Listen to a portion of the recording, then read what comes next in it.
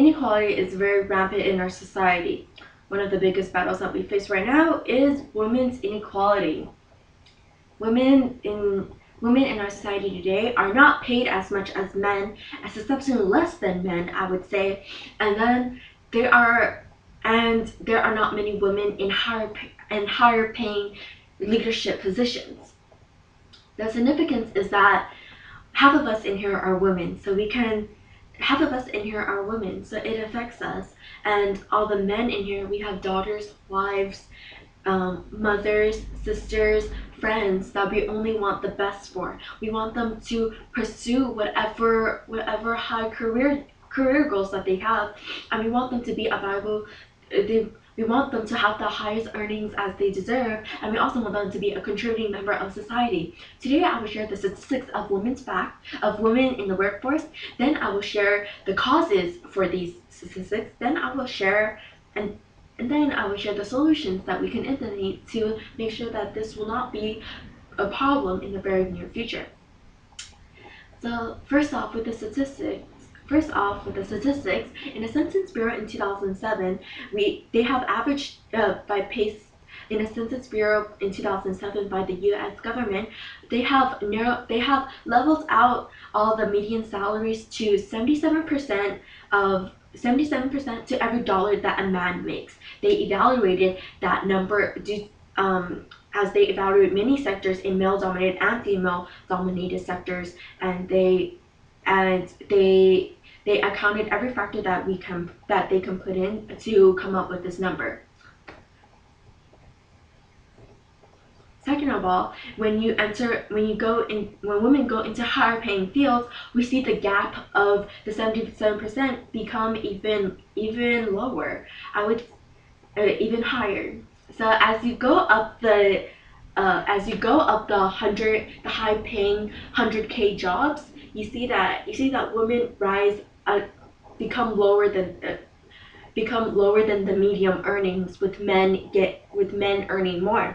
As you go lower down under the 100K range, and you go towards the 60,000 to 40,000 salary wages, you see the gap between male and female wages become much smaller.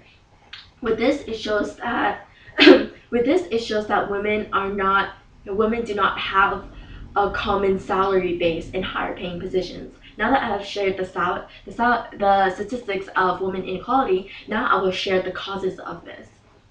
The biggest cause of this is that many companies factor in maternal leave for women. You would say that it's a God-given right that every woman is allowed to bear a child. Now, the U.S. is the only first world country that does not mandate maternity leave laws, meaning that companies can even fire a woman right after their maternity leave when they are deemed invaluable. This is discrimination, and this even shows that companies, they preset their salaries based on the gender. This shows that it is very unequal to us, as many of us might not even want children in the future, but are burdened with this discrimination.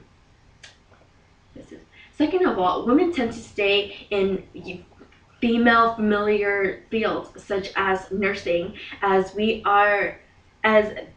are not many female role models that we have that are CEOs, that are company owners, that are entrepreneurs. Now, we don't see many females in that, and we may believe that my mom was a nurse, so I want to be a nurse as well, as opposed to as it is a very familiar field to us, which we feel very comfortable in. Now that I've shared the causes of this, now I will share the solutions that we can implement to change this.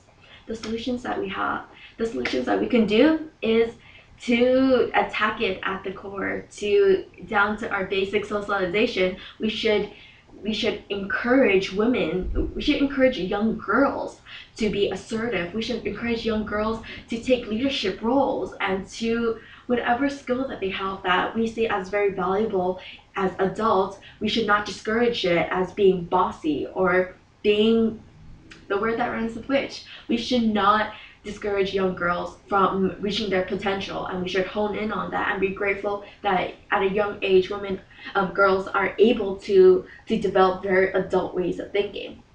On a show by Katie Couric called Women and Equity, the CEO of Facebook has said that the COO of Facebook has said that we don't see many women in higher paying positions because they are worried about being well liked. That should not be, and I believe that should not be a problem when you want, because when you want something, you will do